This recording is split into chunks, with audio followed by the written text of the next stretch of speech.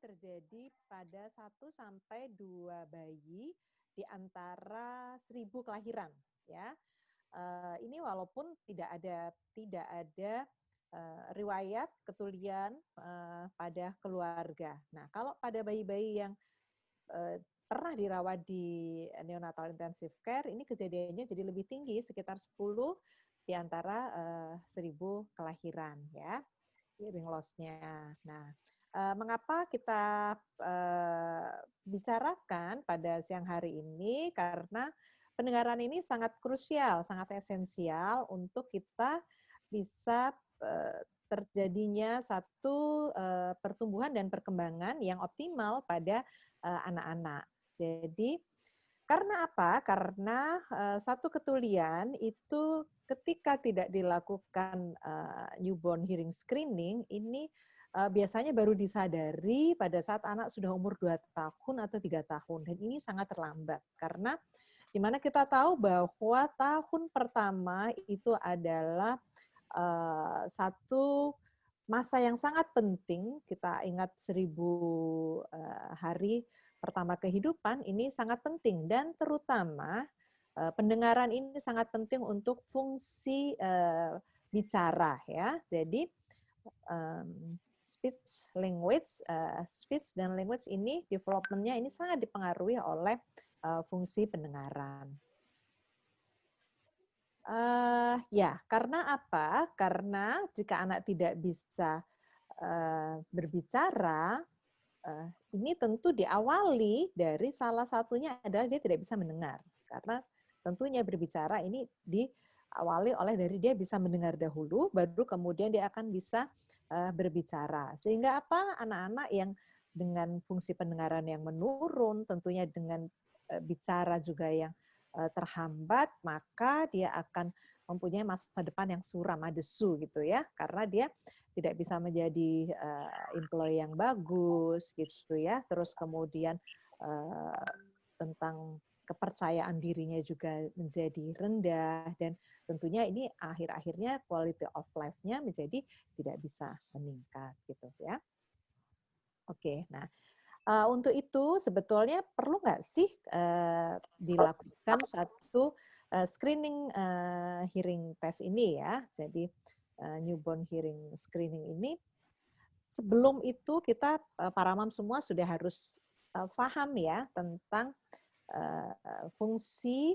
Ini sebetulnya ada di buku KIA. Nah, saya ingin tanya, semua pada punya buku KIA enggak ya? Apa cuma disimpan aja gitu. Karena apa? Karena untuk fungsi pendengaran ini ada semuanya. Jadi 0 sampai 3 bulan itu 0 sampai 3 bulan ini seharusnya bayi itu sudah bisa merecognize terhadap menyadari terhadap suara ibu. Jadi kalau ibunya bilang si cantik, saya sering lakukan di poli kalau datang pada 1 bulan itu kadang-kadang ada yang sudah bisa recognize, ada yang belum. 2 bulan itu dia sudah bisa menatap mata, sudah bisa mengikuti arah bunyi. Nah, jadi kalau kita tes itu ya pakai kerincingan itu ya, dia akan bisa mengikuti dari arah kiri, kita jalankan ke arah kanan, dia akan bisa mengikuti. Nah, 3 sampai 6 bulan itu bahkan kalau dia menangis, terus kemudian kita ucapkan satu kata untuk menenangkan, dia akan sudah bisa menyadari itu ya. Kadang-kadang sudah bisa mulai bergumam ya. Nah, kemudian berikutnya 6 sampai 9 bulan. Nah, ini sudah kadang-kadang bayi itu kalau sudah di atas 6 bulan, kalau divaksin ya, kalau pada saat dia di bawah 6 bulan tuh gampang banget, dia nggak gampang nangis. Nah, ketika dia datang di 6 bulan, nah ketemu dokternya, dia sudah bisa menyadari ya, karena dia sudah mulai mendengarkan suara ibunya dengan sangat jelas. Bahkan anggota-anggota keluarga itu sudah bisa ya.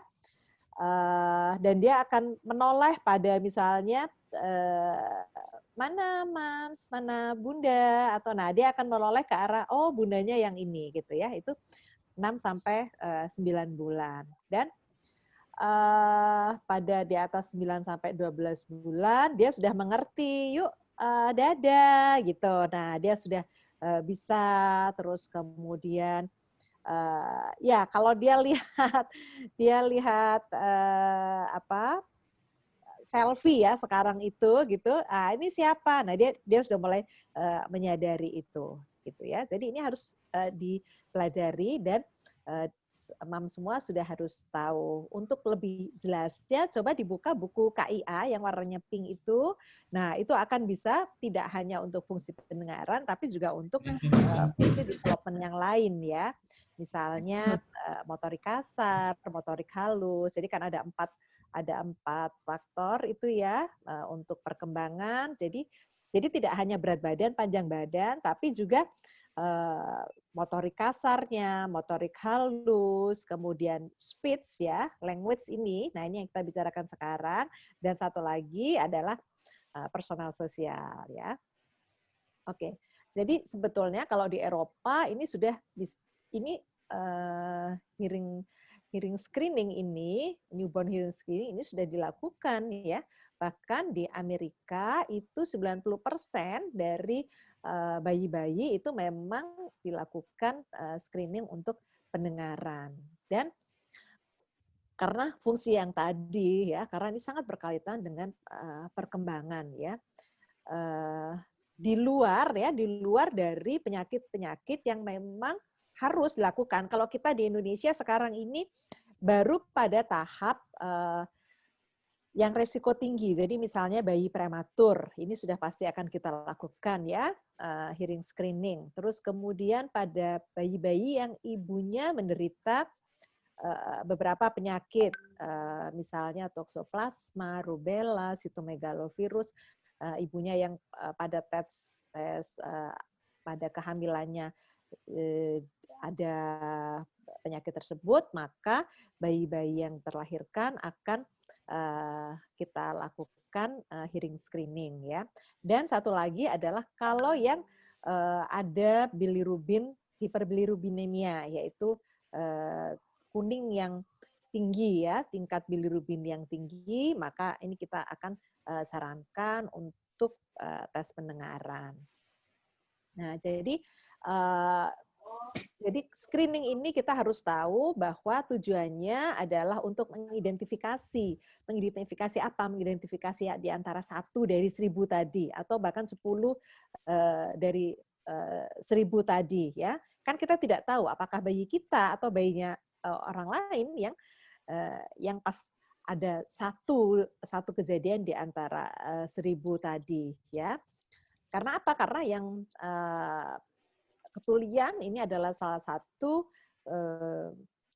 gangguan yang sangat sering ditemui pada bayi-bayi yang baru lahir. Nah, dengan apa? Nah, sekarang kita sudah punya nih satu metode screening yang dimana ini non-invasif ya. Jadi moms nggak perlu takut kalau dilakukan OAE ini bayi-bayi itu non-invasif, jadi nggak pakai disuntik kayak diambil darah atau ya, terus kemudian dia objektif dan tidak mahal juga. Jadi nanti mungkin akan dijelaskan ya sama Bu Maria tentang detailnya bagaimana OAI dilakukan. Jadi dan sensitivity-nya 99% dan spesifisitinya 97%.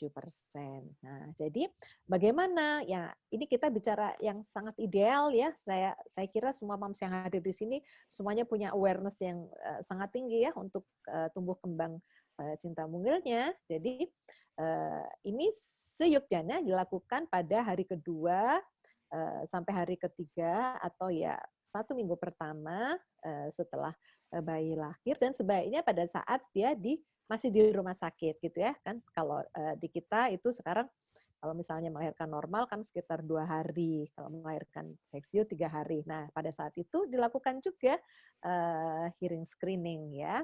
Nah, kalau nanti hasilnya ada yang tidak bagus, maka kita akan bisa lakukan retest ya. Atau kita bisa referral ke diagnostic center untuk dilakukan satu analisa yang lebih mendalam. Karena apa? Karena memang screening ini ada beberapa faktor yang mempengaruhi pada saat dilakukan tes. Nanti kita akan ngobrol lebih panjang ya dengan Bu Maria. Karena kalau misalnya bising itu ya, kalau di ruang neonatal intensive care unit itu kan kalau dia ada suara alat bantu nafas itu, si PEP itu, nah itu kan agak bising tuh. Nah biasanya kadang-kadang itu yang bikin hasilnya menjadi kelihatan tanpa kurang bagus. Tapi biasanya ketika dilakukan ulangan pada saat dia umur 3 bulan, biasanya akan terjadi perbaikan seperti itu ya. Ya, jadi konklusinya memang sebaiknya kita melakukan universal screening ya. Ini yang ideal, yang tidak mahal dan mudah untuk dilakukan. Dan ini tentunya memerlukan kerjasama dari semua pihak, dari orang tua, dari fasilitas kesehatan, yang semuanya bisa menyediakan.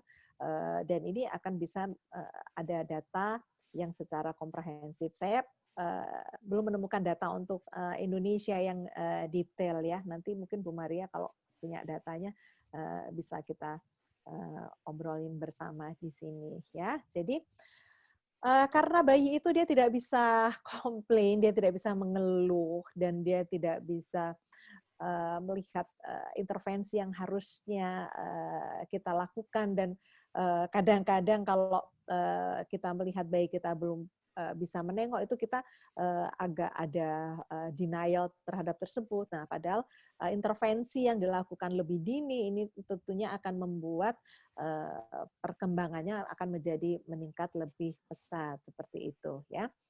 Jadi newborn hearing screening ini kalau menurut saya adalah highly recommended ya, sebaiknya dilakukan apabila tidak ada kesulitan-kesulitan yang dialami oleh moms ya. Oke, saya kira itu ya Mbak Didi yang Baik, kita dokter. bisa obrolin ya. Oke, baik. Terima kasih, dokter. Jadi kalau menurut dokter Dini, newborn hearing screening ini highly recommended ya, dokter ya. Sangat Iya, disarankan sangat untuk disarankan setiap bayi atau untuk setiap setiap anak. Jadi bayi. bukan Betul. hanya yang risiko tinggi yang Resiko tadi tinggi. disebutkan, Ya, tapi juga untuk setiap anak. Nah, setiap anak. Karena kan selanjutnya, kita nggak tahu dokter, ya Mbak Didi ya, anak kita itu termasuk satu dari 1000 kelahiran itu atau bukan gitu ya. iya, dan kalau kita ngetes sendiri kan itu hanya berdasarkan feeling ya, dok ya. Ini Betul, bener iya. nggak sih? Bener nggak sih Bener itu? nggak sih? Iya.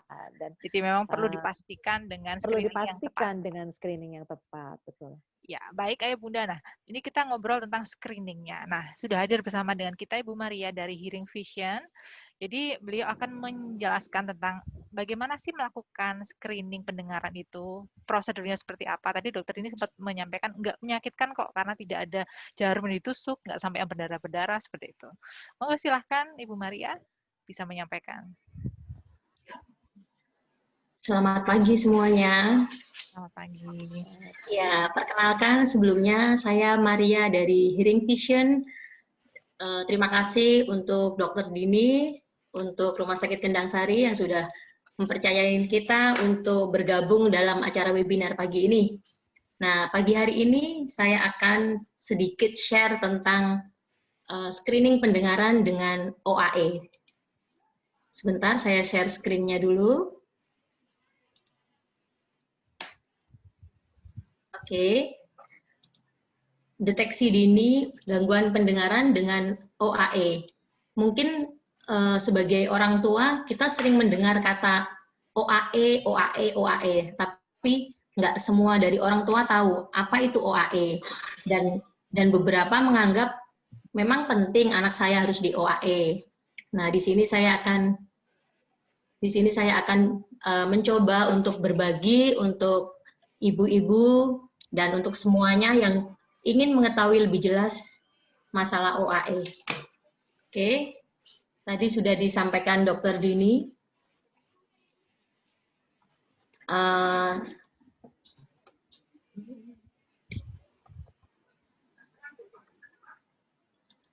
Sebentar, ini jaringannya kayaknya kurang bagus. Saya belum lihat screen-nya ya, Bu Maria. Screen-nya udah kelihatan, Dok? Belum. Ya, screen-nya, cuman ininya belum ada belum tulisan. Ya? Belum ada tulisan ya? Iya, dokter. Sebentar.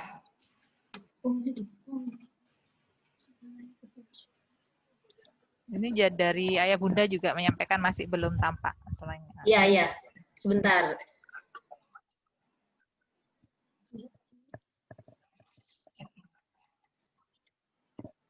Sebentar ya, Dok ya. Oke. Ini kayaknya ada yang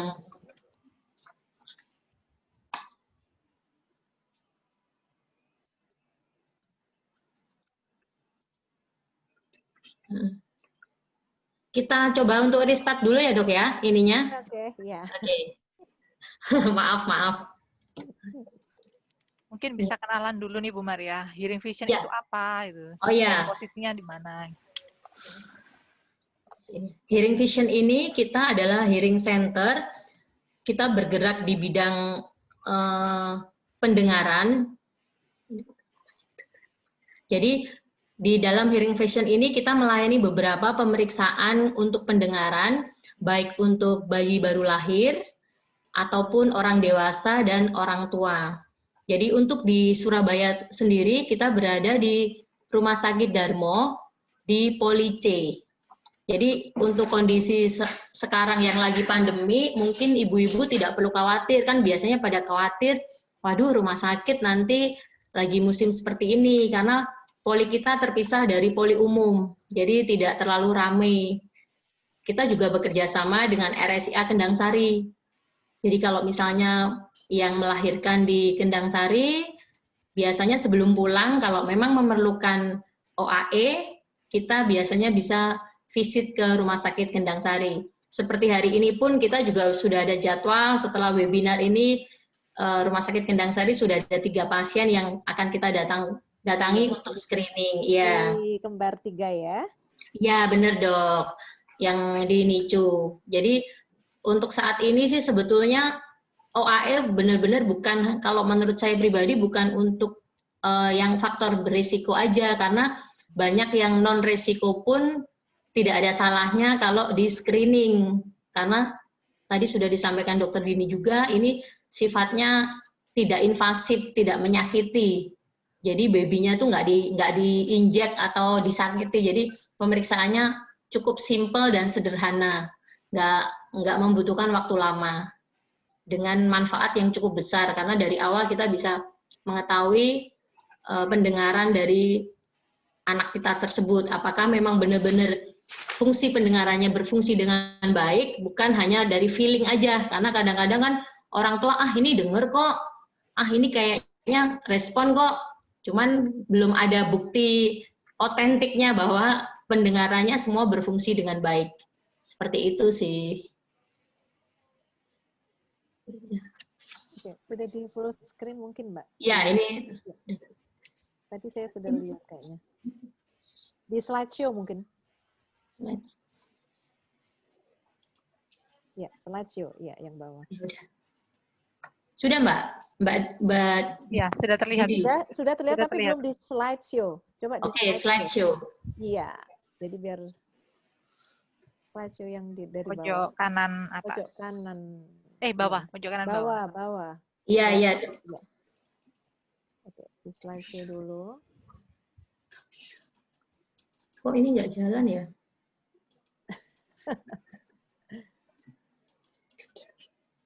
Bentar, Dok.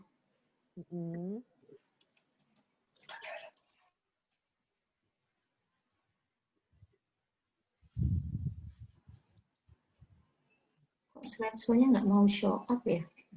Tampilannya diperbesar nggak apa-apa, Ibu, kalau memang kesulitan. Oh, ini dimaksimis aja ya? Iya. Yang di pojok kanan bawah tadi ada yang untuk memperbesar tampilan.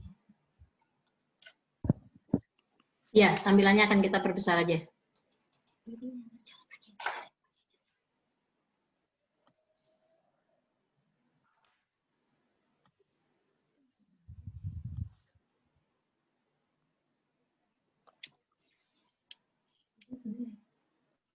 Sebentar.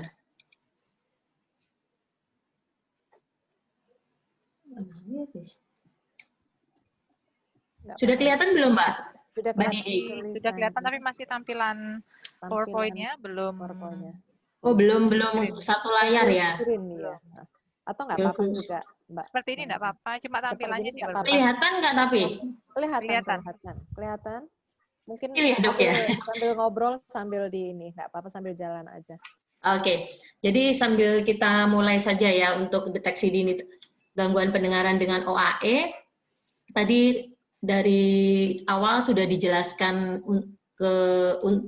dijelaskan oleh Dokter Dini bahwa deteksi dini saat ini sangat penting buat anak-anak atau baby-baby yang baru lahir.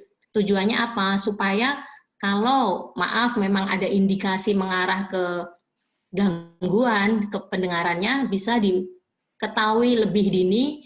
Otomatis kalau dari awal, dari lebih dini kita tahu, untuk masa habilitasi dan rehabilitasinya akan lebih mudah untuk kita lakukan.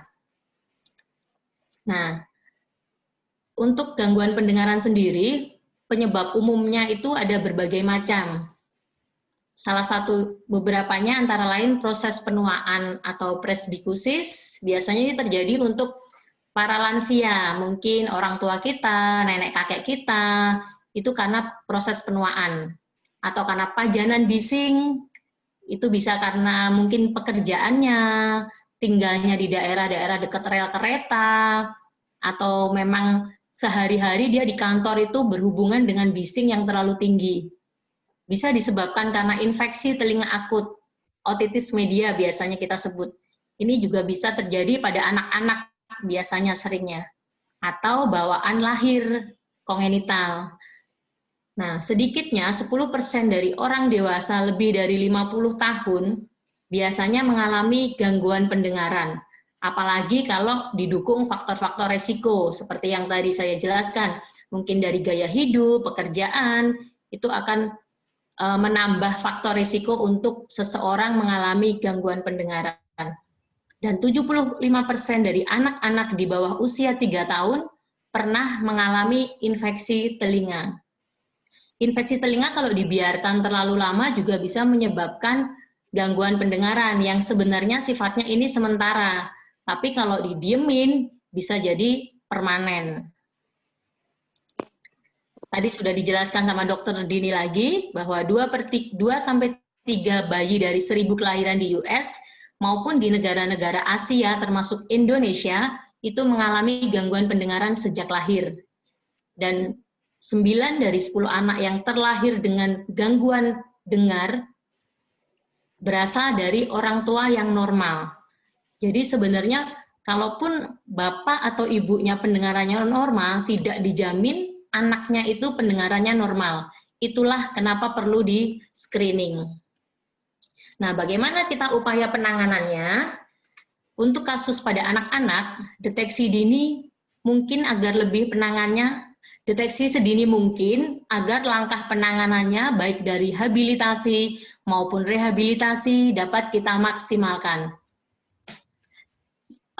Standar Universal Newborn Hearing Screening adalah standar baku yang dipakai di negara maju dan berkembang. Nah, deteksi awal fungsi pendengaran pada bayi baru lahir biasanya kita menggunakan yang disebut tadi OAE atau Auto Acoustic Emission. Itu biasanya usia bayi baru lahir 2 hari ke atas. Tadi Dokter Dini juga sudah sampaikan, ini baiknya ketika babynya masih dirawat di rumah sakit. Atau seandainya misalnya bayinya sudah terlanjur keluar, itu pun kita bisa dijadwalkan.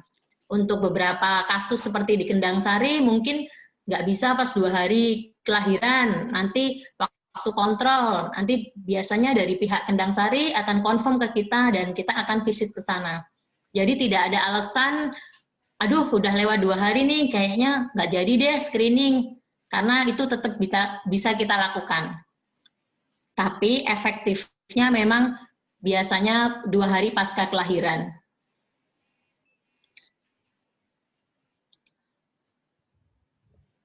Nah, apa itu OAE? mungkin ibu-ibu udah pada sering dengar ya, ini anaknya sudah pernah di OAE atau belum? Ini dites OAE. Nah, sekarang saya akan sedikit membahas masalah OAE. OAE atau yang disebut auto acoustic emission itu adalah respon atau emisi sinyal akustik yang terdeteksi di dalam liang telinga seseorang setelah diberikan serangkaian stimulus tertentu. Ini kelihatannya teknikal banget ya bahasanya, nanti saya akan jelaskan yang lebih simpelnya.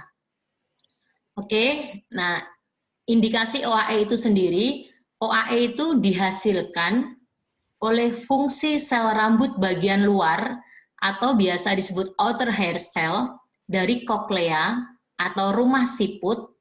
Keberadaan OAE memberikan indikasi bahwa fungsi koklea khususnya outer hair cell adalah normal. Jadi dari sini kita bisa simpulkan bahwa screening dengan OAE ini kita bisa mengetahui bahwa fungsi pendengaran dari si anak itu berfungsi dengan baik atau tidak baik. Oke.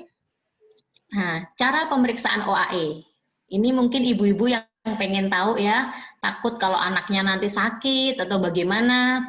Nah, OAE screener ini dilengkapi dengan speaker dan mikrofon mini yang dibalut dengan sumbatan dari bahan yang sangat lembut, air-tip, jadi tidak menyakiti pasien, tidak menyakiti anak. Jadi speaker yang akan menghantarkan stimuli ke dalam liang telinga. Jadi alat itu kita masukkan ke liang telinga si anak, dan di dalam alat itu akan menghasilkan suara yang direspon oleh koklea, yang mana hantarannya yang tadi akan dideteksi oleh mikrofon dan diukur oleh screener. Jadi intinya si alat OAE ini akan memberikan stimulus berupa suara, melalui liang telinga disampaikan ke koklea atau rumah siput. Dari rumah siput nanti akan dikembalikan lagi dan ditangkap oleh si mikrofon.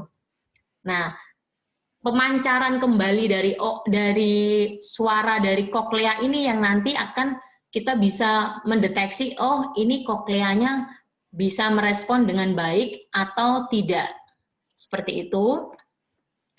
Nah, hasil pemeriksaan OAE,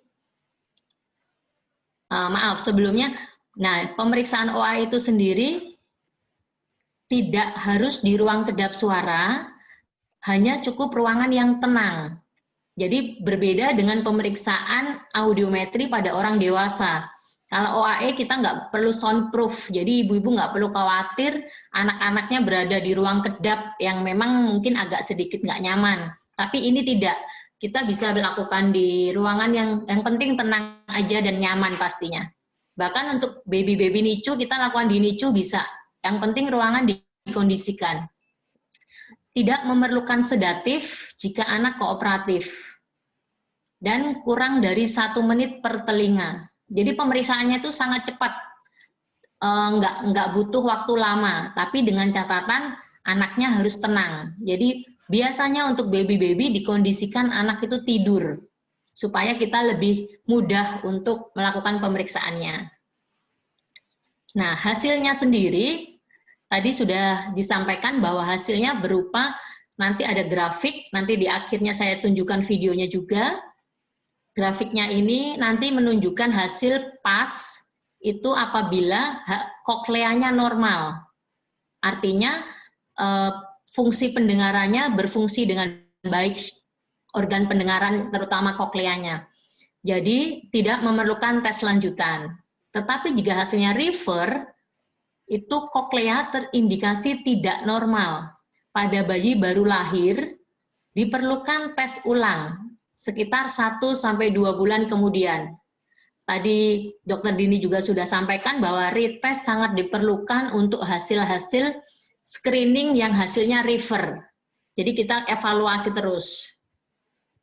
Nah, nanti kurang lebih seperti ini tampilannya ibu-ibu. Kalau untuk hasil grafiknya, di sini dua-duanya pas. Artinya jika tidak ada faktor risiko, mungkin kita bisa tidak melakukan pemeriksaan lebih lanjut.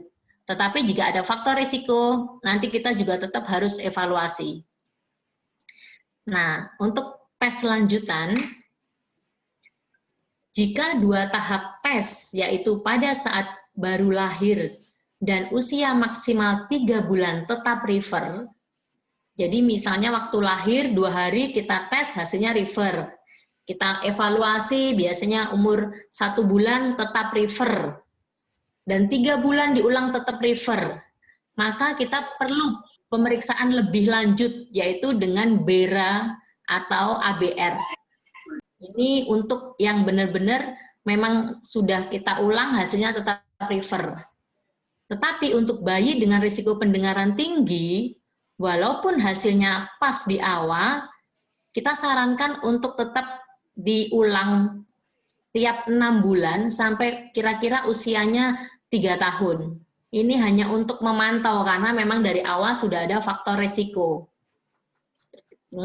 Nah, faktor risiko itu apa aja? Tadi Dokter Dini juga sudah sampaikan, yaitu mungkin waktu hamil ada infeksi masa hamil TORS, kena hiperbilirubin, anak-anak yang meningitis, atau bayi prematur yang ada di NICU 5 hari atau lebih. Berat badan lahirnya kurang dari 1.500 gram atau nilai Apgar-nya rendah. Beberapa faktor risiko ini kita harus perlu lebih untuk evaluasi. Meskipun di awalnya hasilnya pas, seperti yang tadi di awal sudah dijelaskan, akan lebih baik kalau tetap kita evaluasi sampai sekitar usia 3 tahun. Nah, karakteristik pemeriksaan OA itu sendiri, berulang-ulang saya jelaskan, ini tidak invasif, tidak menyakiti ya dok ya. Jadi kita nggak perlu takut kalau anaknya nanti sakit, nangis. Nangis mungkin nangis kalau nggak bisa tenang, tapi tidak akan sakit. Dan mudah, efisien, pastinya karena waktunya cepat. Dan alat screenernya ini juga bisa dibawa kemana-mana, seperti tadi saya jelaskan. Jadi misalnya mau pasien, aduh saya mau di Kendang Sari saja deh, karena RSIA mungkin lebih aman, tidak masalah. Tinggal nanti hubungi Kendang Sari akan confirm ke kita dan kita visit ke sana. Dan dapat dilakukan di bangsal bayi, yang penting tidak terlalu berisik. Tesnya singkat namun bermanfaat. Dalam hitungan detik itu bisa selesai jika bayinya tenang. Oke, kemudian kita ke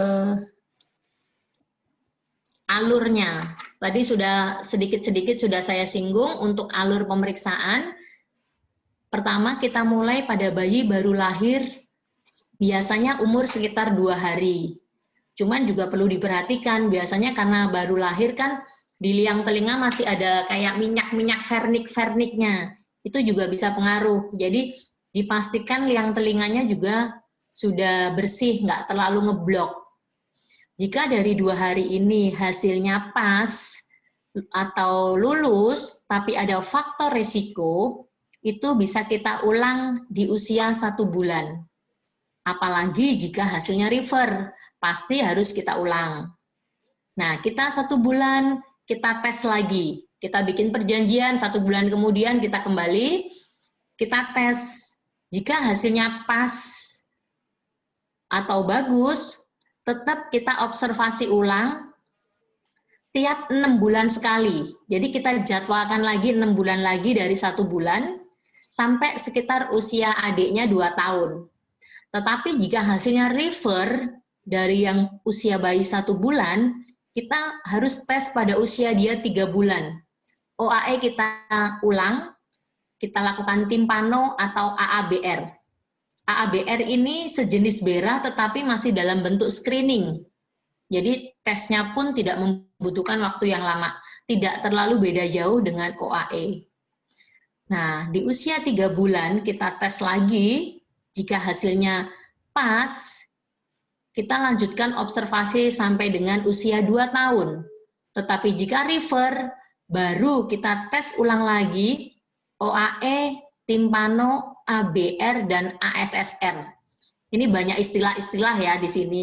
Usia 6 bulan apa itu? OAE, timpano, ABR, dan ASSR. OAE, tadi sudah saya jelaskan, kalau timpano ini untuk pemeriksaan telinga tengah. Apakah ada infeksi, ada cairan. Kalau ABR ini sama dengan BERA, kalau ASSR ini prinsipnya sama BERA, hanya dia lebih spesifik untuk frekuensinya. Jadi kita bisa pilih frekuensi yang kita mau tahu. Jadi lebih luas jaringan frekuensinya. Kemudian jika hasil dari 6 bulan hasil ABR-nya maaf, misalnya ada indikasi kelainan, maka kita ke habilitasi. Seperti itu. Mungkin ini yang saya bisa share untuk ibu-ibu dan semuanya. Terima kasih, Mbak. Saya kembalikan ke Mbak Didi. Ya, baik. Terima kasih Bu Maria untuk informasinya. Menarik sekali informasinya ini. Jadi mungkin selama ini belum banyak orang yang tahu tentang UAE, tapi hari ini bunda-bunda dan ayah yang hadir pagi hari ini boleh tahu apa itu UAE, dan ternyata memang penting sekali kita untuk melakukan screening pendengaran pada buah hati kita tanpa harus beresiko tinggi. Jadi semua anak berhak mendapatkan screening ini. Baik, ini sudah ada beberapa pertanyaan yang masuk. Saya akan bacakan dari Bunda Winda. Wah, ini dari jauh nih, dari Lumajang. Jadi ini menceritakan punya anak usia 18 bulan, kemudian terlahir dengan telinga kanan yang tanpa lubang, tapi untuk daun telinganya sempurna. Kemudian pada usia 2 bulan diperiksakan OAE dan Berabone. Hasilnya kanan kiri pas yang berlubang dan 0-20 dB Gelfi terdetek. Usia 8 bulan dibawa ke Surabaya untuk periksa lebih lanjut, tapi 4 kali tes anaknya terbangun sehingga gagal. Nah, anaknya bisa bicara beberapa kata seperti maem, mimi, ayah, bapak, atau memanggil temannya dan respon kalau diajak bicara. Nah, pertanyaannya, bisakah kalau tes anaknya dibius total atau dengan cara lain agar tidak terbangun? Nah, ini mungkin dari Bu Maria, dari Hearing Vision yang bisa menjawab. Silahkan. Ya, oke, terima kasih untuk pertanyaannya. Tadi dengan kasus yang anak sering terbangun memang sering. Jadi saya share pengalaman. Kita pernah tanda kutip dikerjain anak umur 3 bulan. Itu 4,5 jam saya dengan rekan saya nunggu dia tidur, nggak tidur-tidur. Hanya satu pasien. Iya, waktu itu 4,5 jam dan itu sering terjadi. Karena memang untuk usia di bawah 6 bulan, kita tidak sarankan diberikan obat. Karena tidur alami lebih aman. Tapi untuk anak-anak di atas 6 bulan memang sangat sulit. Biasanya karena dia mobilitasnya udah tinggi, dia nggak bisa diem. Kita ada obat memang, tapi ya tidak semua anak mempan diobati. Kalau bahasa Jawanya ada yang udah kebal. Saya ada 2 kali diobat juga nggak ngaruh. Nah, sebenarnya di Hearing Vision sendiri, betul.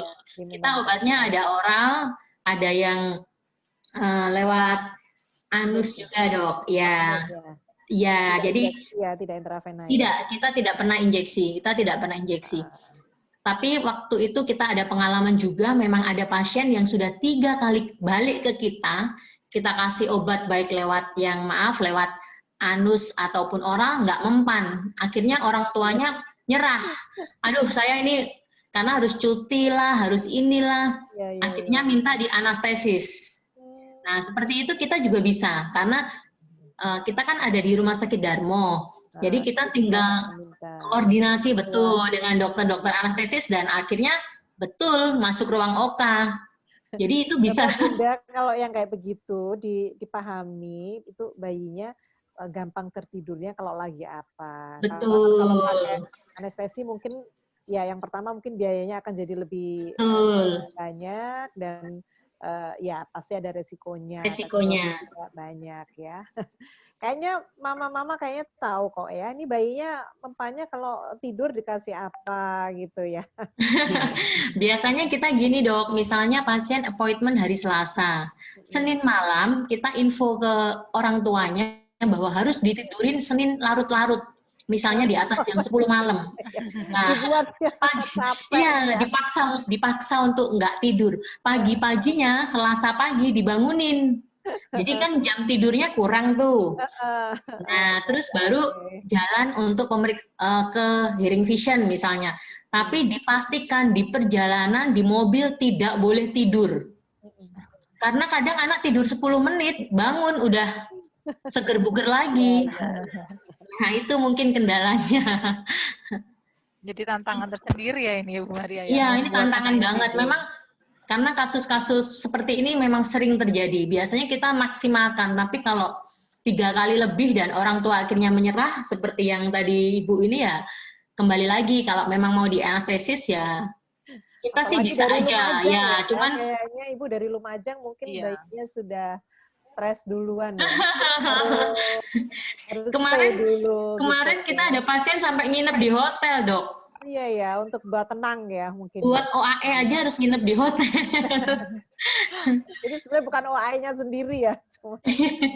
OAE-nya cuma 1 Oh menit. iya iya. Mungkin untuk itu memang perlu dilakukan pada saat dia bayi ya. Kalau bayi baru lahir itu kan lebih banyak tidurnya ya. Jadi mungkin lebih mudah ya untuk melakukan. Lebih tenang. Ya, lebih tenang mungkin. Betul, Dok.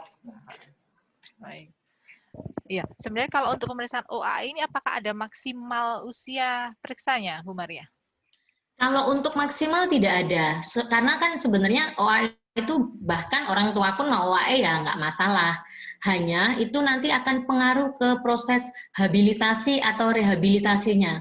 Semakin terlambat kita melakukan OAE, otomatis kan habilitasi atau rehabilitasinya juga makin telat. Kalau hasilnya memang refer seperti itu. Bukan begitu, dokter?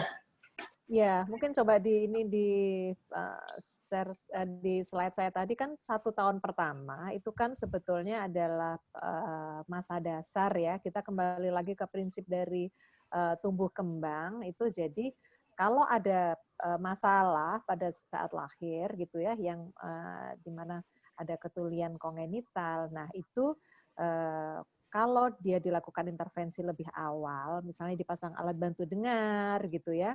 Nah, itu kan memberi kesempatan pada si bayi untuk bisa berkembang speech-nya ya, fungsi bicaranya. Dengan demikian dia tidak usah lagi tertinggal. Tapi kalau misalnya diketahuinya kan karena otak ini membutuhkan stimulasi ya. Jadi 2 tahun pertama kita ingat 1000 pertama kelahiran itu jadi tidak hanya berat badan, tinggi badan, lingkar kepala, tetapi juga fungsi-fungsi yang lainnya. Nah ini tadi kenapa saya sebutkan bahwa screening hearing newborn hearing screening untuk bayi-bayi ini itu highly recommended gitu. Jadi kalau misalnya kita sudah misalnya nih umur setahun Dok kok dia belum bisa ngomong apa-apa ya gitu. Nah pasti kita akan kembali lagi coba diperiksa dulu fungsi pendengarannya gitu. Jadi akan kembali lagi dimulai. Nah padahal pada 1 tahun pertama kita tahu ya bahwa fungsi otak itu akan mencapai maksimal 80% itu pada 2 tahun. Jadi kita bayangkan kalau masa itu terlewat ya, tadi kan kita lihat bahwa statistik itu menunjukkan mereka yang tidak dilakukan screening itu biasanya ketulian itu diketahui pada saat dia sudah umur 2 tahun. Jadi padahal kan stimulasi otak itu ya dari pendengaran, dari penglihatan, dari semua indera ya. Jadi kalau salah satu indera dia tidak bisa berfungsi, tentunya ini akan menjadi kerugian yang sangat besar untuk tumbuh kembang dari si anak tersebut, gitu ya. Ya, baik. Terima kasih, dokter. Ini masih tentang yang penjelasan dari Bu Maria, dari Bu Winda tadi. Apakah boleh di-share, Bu, untuk biaya pemeriksaannya, Bu Maria? Untuk pemeriksaan yang dengan anestesis atau yang mana ini, Mbak? Yang dengan anestesis. Mungkin boleh dibuka videonya, Bu Winda. Oke, ya. Saya buka videonya ya untuk pemeriksaannya. Silakan. Ya, sebentar ya. Winda mungkin coba boleh bicara ya. Dari Lumajang ini jauh-jauh ya. Oh ya, baik, silahkan. Bu Coba di-unmute ya, Bu Winda. Bu Winda boleh menyalakan kameranya. Boleh menyalakan kameranya. Ya, halo Bu Winda. Bu Winda Valentina.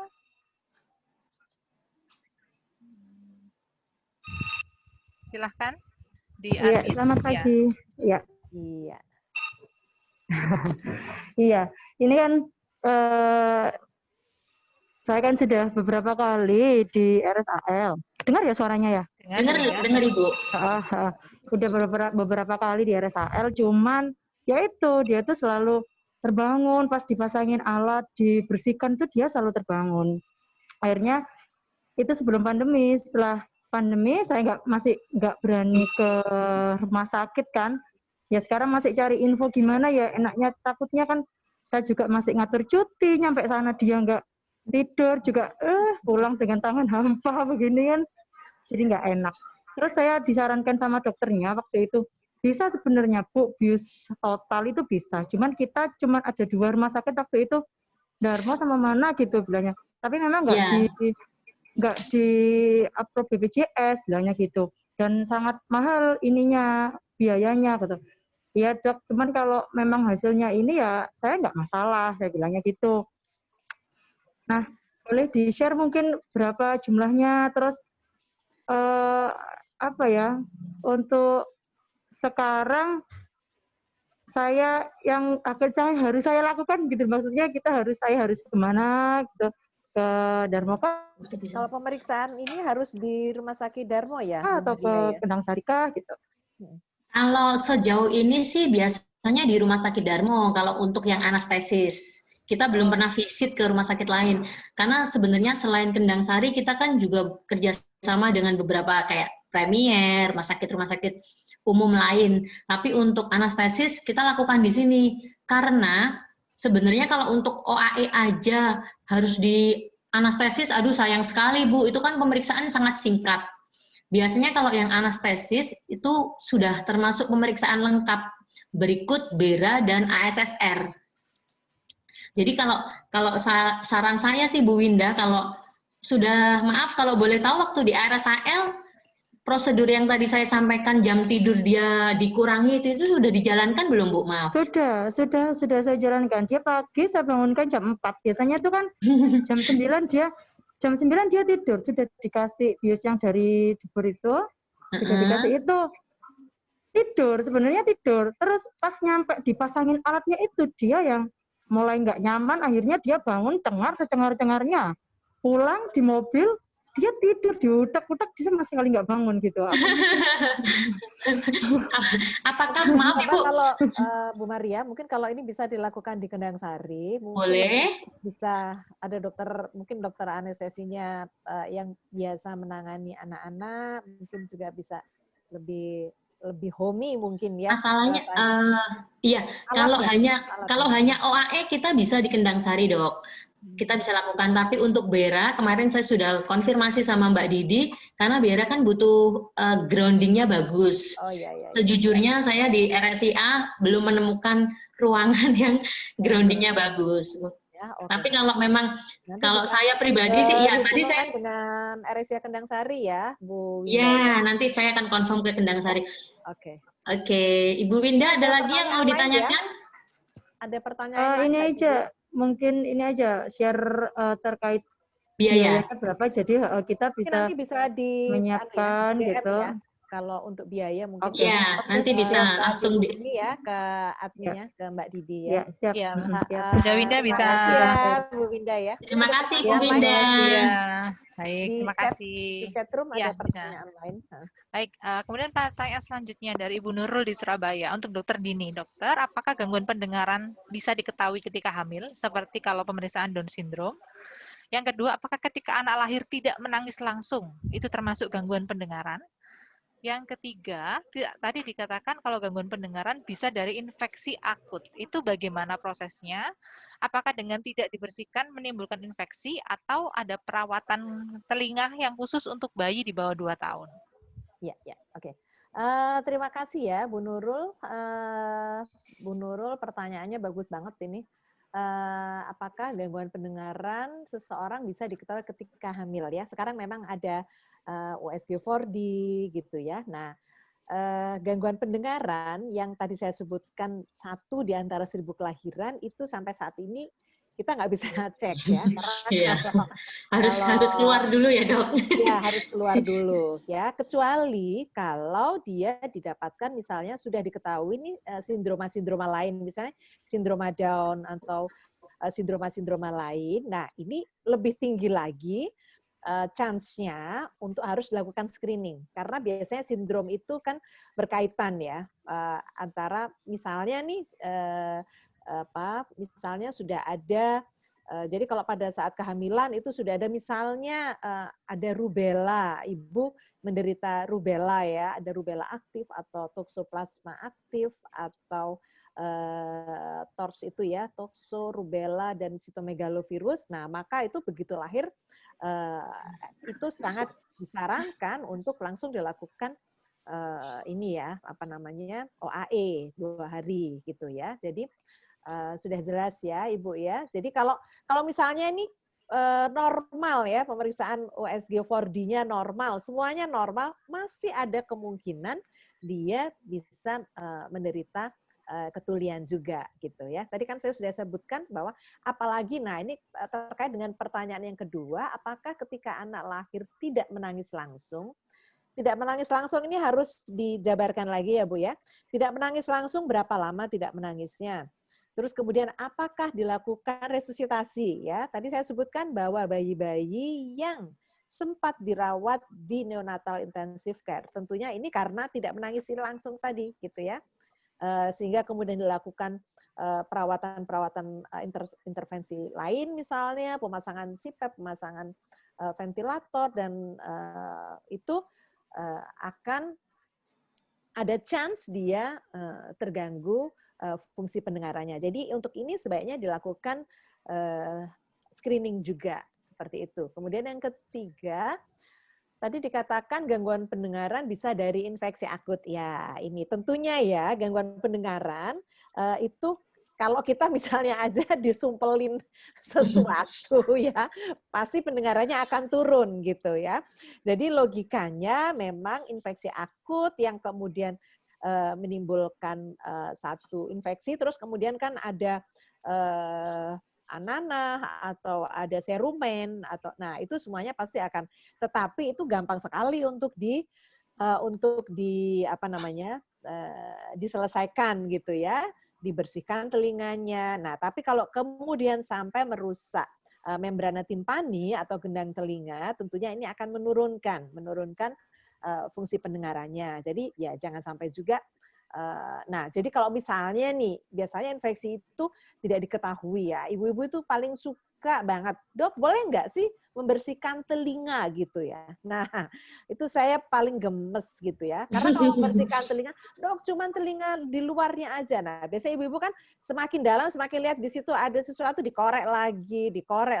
Nah, justru itu yang sebetulnya memancing bakteri untuk nempel di scratch-scratch yang kita anggap untuk membersihkan. Jadi sebaiknya memang kalau untuk membersihkan ini datang ke setahun sekali ya, datang ke dokter spesialis THT untuk dilakukan pembersihan secara benar gitu ya. Jadi bukan pembersihan yang semakin menambah resiko untuk terjadinya infeksi baik telinga tengah maupun telinga dalam seperti itu ya.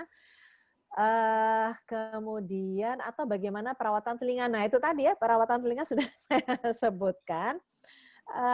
Jadi sebetulnya kalau benar biasanya karena memang kerusakan membran timpani itu justru karena intervensi dari kita gitu ya.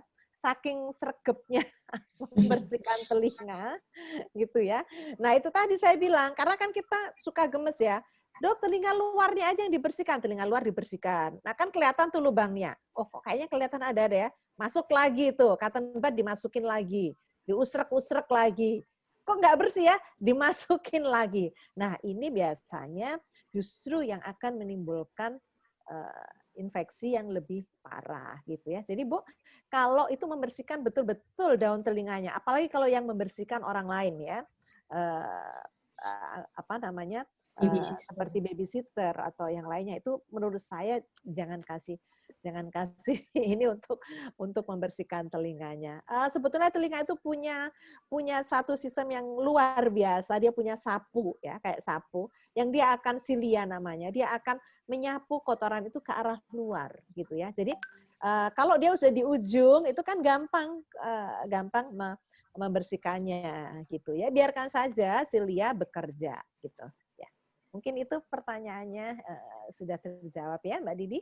Baik, terima kasih dokter. Baik, tentang kotoran telinga tadi dokter, berarti kan ada yang saya tahu ada tipe yang kayak keras, ada yang kayak lunak dokter. Nah, biasanya dikhawatirkan kalau misalnya Keras. karena saya sering lihat sih misalnya di center gitu kayaknya mau nutup nih dok, mau nutup lubang telinganya. Nah mungkin itu yang bikin bunda-bundanya gemes. Aduh ini kayak mau nutup nih, gimana nanti kalau nutup dan bisa dengar suara atau enggak? Mungkin itu yang sering kali dikhawatirkan. Sebaiknya kalau itu memang datang ke dokter THT ya, dokter THT.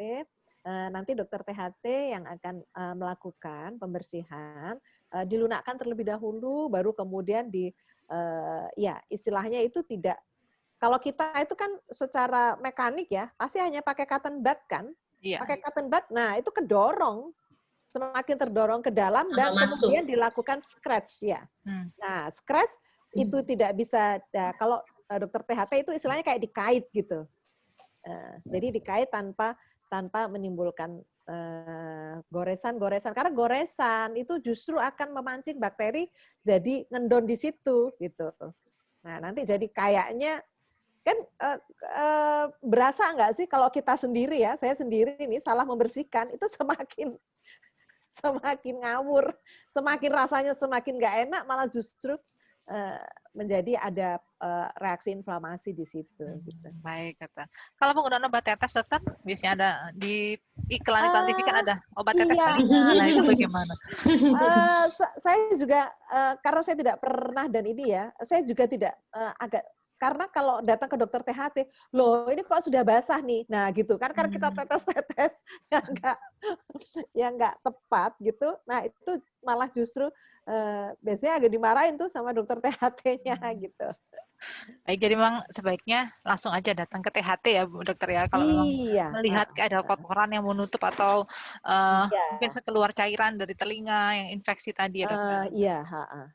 Ya, baik Bunda-Bunda, kalau ada yang ingin bertanya langsung, silahkan bisa menggunakan raise hand, nanti akan saya bantu untuk bertanya langsung pada narasumbernya. Silahkan yang mau bertanya langsung boleh menyalakan video, menyalakan mikrofonnya. Jadi mungkin saya tanya sama Bu Maria ya. Jadi kita sudah bisa melakukan pemeriksaan ini di Rumah Sakit Ibu dan Anak Kendang Sari ya, Mbak Didi ya? Iya. Sudah dok. Ya. Sudah bisa dok. Iya, dan artinya mungkin ke depannya kita akan menawarkan pada Ibu dan kalau saya sih ini memang perlu dilakukan ya, karena memang di negara tetangga di Singapura itu sudah otomatis ini adalah satu dari paket newborn screening ya. Newborn screening itu kan kita sekarang sudah melakukan pemeriksaan TSH, terus kita thyroid stimulating hormone. Nah, salah satunya yang perlu kita juga harus pikirkan adalah OAE ini ya. OAE betul. Newborn hearing screening ini ya. Jadi kalau sudah seperti itu, jadi mungkin salah satu tugas Bunda yang agak berat sudah terlewat lah gitu ya. Oh iya, ini apa namanya? Dan biayanya kan tidak mahal ya, Bu Maria. Tidak sih dok. Nah mungkin kalau untuk investasi dan ya menurut saya ini investasi untuk tumbuh kembangnya ya, karena kita ingat bahwa 1000 hari pertama kelahiran itu stimulasi itu sangat penting. Kalau kemudian dia tidak diketahui bahwa dia ada penurunan fungsi pendengaran, maka ini akan sangat disayangkan bahwa waktu emasnya ya, golden periodnya terlewat seperti itu. Iya. Ya, baik. Ayah Bunda kalau misalnya ingin melakukan pemeriksaan OAE di Kendang Sari, nanti bisa menghubungi petugas layanan pelanggan kami. Boleh menghubungi di nomor WA 0822 5725 113. Nanti saya akan tulis di chat. Jadi biasanya janjian dulu ya Bu Maria ya untuk waktunya. Iya. Kalau untuk yang mau melahirkan juga bisa mestinya ya, Mbak Didi ya. Jadi bisa untuk misalnya mau melakukan persalinan di Kendang Sari dan kemudian nanti kan kita akan ada pemeriksaan. Kalau sekarang kan yang sudah otomatis dilakukan kan adalah pemeriksaan thyroid stimulating hormone, golongan darah gitu ya. Nah ini mungkin kita akan menawarkan untuk dilakukan screening pendengaran gitu ya. Ya, baik. Terima kasih informasinya. Baik, apakah ada Bunda yang masih ingin bertanya pada Dr. Dini maupun pada Bu Maria dari Hearing Vision? Mungkin sudah cukup lengkap ya. ya. Sudah cukup lengkap informasinya. Baik, terima kasih Dr. Dini, terima kasih Bu Maria untuk sharing informasi pagi hari ini. Dan ini sangat bermanfaat buat kita, apalagi yang punya buah hati dalam masa-masa perkembangan ini, karena tadi seperti kata Dr. Dini, ini investasi untuk tumbuh kembang buah hati tercinta, seperti itu. Ya, baik, terima kasih untuk waktunya, untuk semua ayah bunda yang sudah berpartisipasi hari ini. Untuk informasi tadi terkait OAE, silahkan dapat menghubungi ke nomor 0822 5725 113 dengan layanan pelanggan RSA Kendang Sari. Baik, terima kasih. Selalu sehat. Jangan lupa pakai masker kalau bepergian atau keluar rumah. Tetap jaga jarak dan selalu cuci tangan. Baik, selamat pagi. Selamat pagi semuanya. Selamat pagi semuanya.